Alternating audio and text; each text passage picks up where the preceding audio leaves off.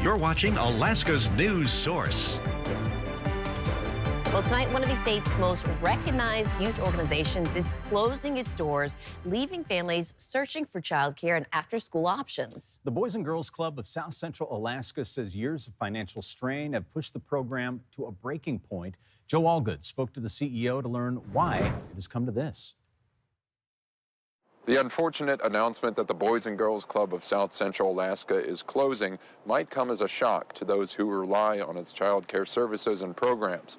And by the end of this month, they're going to have to look elsewhere for those same services. Unfortunately, just looking at the situation and having to make the painful decision that the board did, we need to cease operations, and we need to look to restructuring in a different way.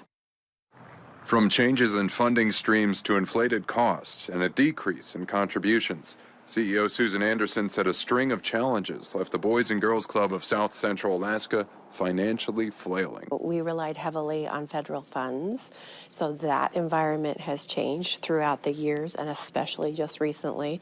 You know, the giving of individuals, that has changed over time, especially recently. You look at the cost of everything you were just talking about, it's only gone up. According to publicly available tax documents and ProPublica, the nonprofit ran a deficit 4 out of 5 years between 2019 and 2023, the last year totaling $3.5 million in the red. This is the most incredibly difficult thing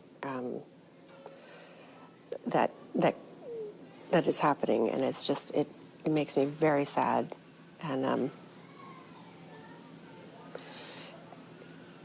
I feel for the families and the kids and our employees. In a child care landscape that is already limited. There's a shortage, and I think that we have talked about this.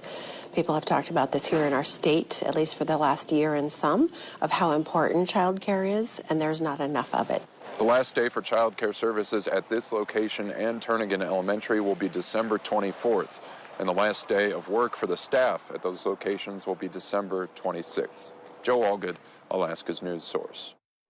And the Boys and Girls Club of the Kenai Peninsula is not affiliated with Southcentral and will not be ceasing operations. Kenai Peninsula has 7 clubhouses, including in Kasilof, Nikiski, Seward, and Soldotna.